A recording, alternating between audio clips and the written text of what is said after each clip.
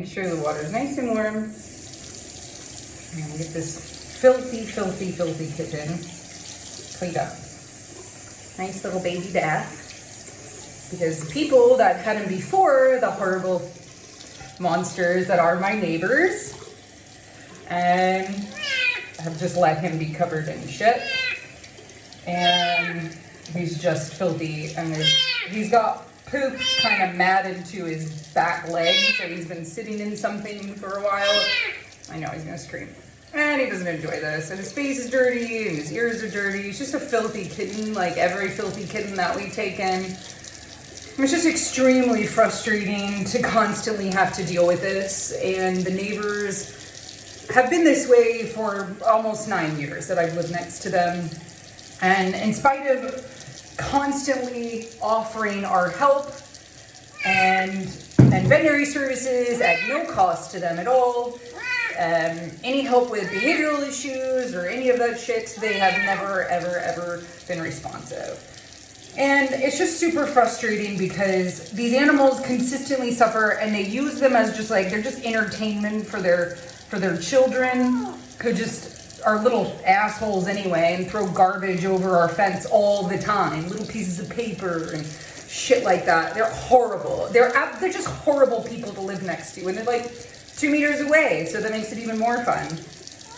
But it's just this, like, the number of animals that have come through that house is it's just so fucking frustrating. And across the street from us, it's even worse. They've had they've probably had 30 animals since I've lived there in 8.5 years, and it's just kind of a non-stop stream. Some of them have purebreds, they've had Rottweilers and poodles, they've left them in cages, they bark all the time. And of course, they're across the street. That's some nice diarrhea coming out. Of course, they're across the street from an animal rescue, an animal rights organization. We had our own veterinary clinic. We had a Vietnamese vet who consistently communicated with them. Nothing ever changes. The idea that education on its own is going to solve some kind of problem is obscene.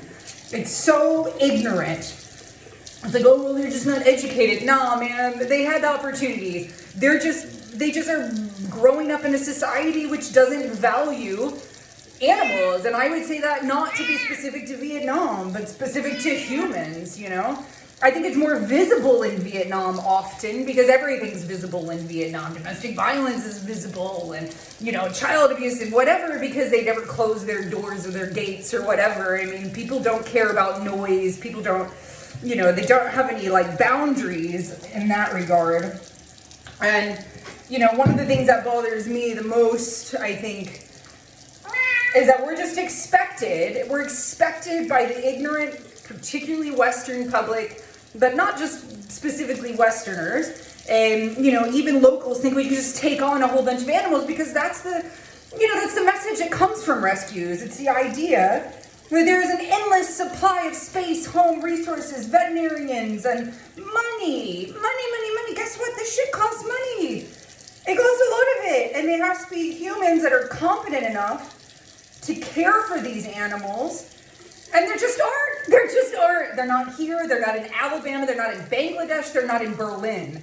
So we got to stop pretending like there's some panacea of, sheltering and rescue, that we're all just going to take them and they're all going to get great homes. And there's just endless resources for this. Instead of focusing on the elimination completely of the population of animals that end up in this situation, right? That just doesn't ever seem to be in the picture. And it's super frustrating to even consider how people look at us as a rescue and how we are constantly expected to do the impossible. And I can't handle it. Don't get water in your ears, honey. Mommy's sorry. I know, Mommy's sorry. Don't be mad. I fix it. And I don't know this little guy's future. I took him because I get pissed off. Because ultimately, I'm a violent psychopath that has rescued a whole bunch of animals. But I have a temper, and I have a major, major problem with sound specifically. I cannot listen to the screaming of animals all day long and do nothing. And And it's just like Vietnam is one of those places that I love Vietnam for a lot of things, but one thing I cannot stand is their tolerance of annoying fucking noises that I just don't have. I just don't have it. And no, it's torture. Look at this torture. Look at this poor child. You're like an alien, but we love you. And I just can't listen to this. Listen to that. All day. All day. That's the sound he was making. Not even in the bathtub. That's the sounds he makes. And they just put him under a crate with no food, no water, no litter box, no blanket. Just put him under a crate so that they could just watch him and just have this toy, this entertainment of this kitten. You know? And it's just like, I'm just not buying that shit. You know? I can't tolerate it. I can't. Even without coffee, I had no coffee this morning and I was just listening, thinking, I could set their house on fire and feel nothing right now. And I just hate my neighbors. I hate my neighbors, and I'm not the only person that rescues animals that lives next to fucking assholes. But 8.5 years, long time. Long time to live next to people who you want to murder. So, oh, we got more shit coming out. That's not pretty. That's not pretty shit. Clean your tushy. It's okay. We're going to clean your tushy. We clean your tushy. That's a lot of poo coming from a small animal. I just dewormed him. So he's going to be okay. We're going to get all the yuckies out. And he's going to go to a foster in a few hours. Yeah, I know. I love you. I love you. But ultimately, they're going to get another one. Those get another one. They'll get another one to entertain their kids. They have year after year after year. And I just... This isn't the answer. Taking this kitten was a knee-jerk reaction to me just being completely intolerant of annoying noises and me not being willing to put up with animal abuse next to me or in front of me or anywhere near me.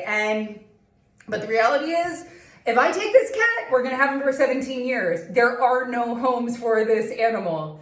Yeah, he and I are gonna be together a really long time. I'll be in my 50s, I'll be 60 by the time this cat dies. 60, yeah? And in the meantime, we'll have to constantly struggle for the resources to take care of him.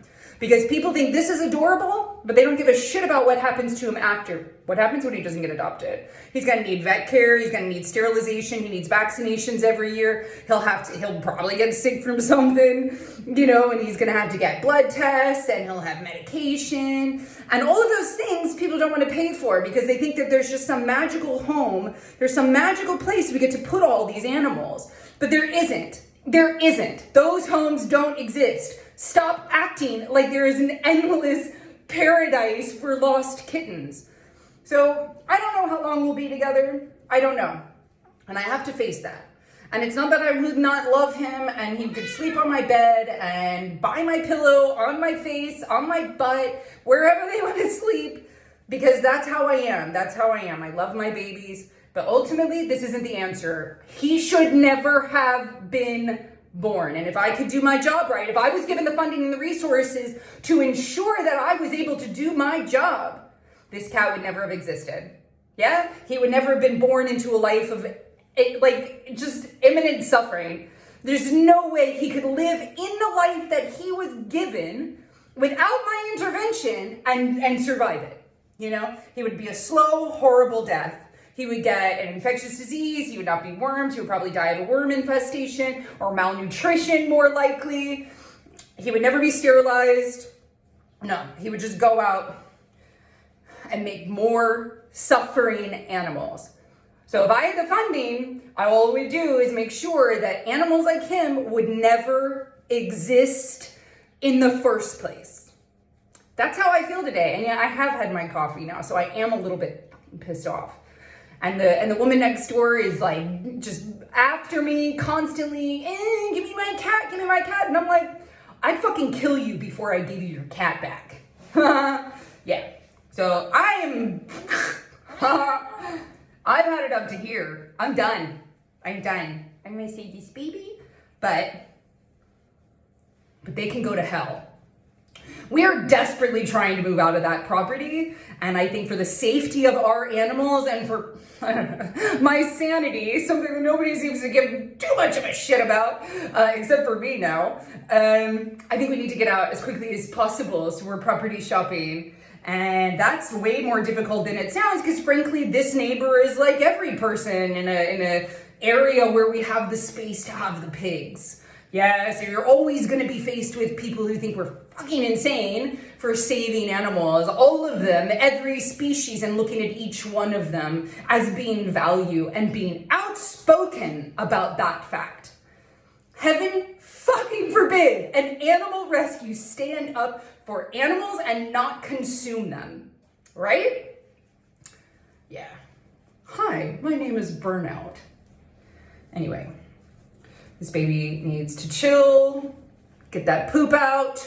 He's got a litter box, he's got good quality food, got Royal Canin, kitten food. He's gonna be okay. But this is not the solution.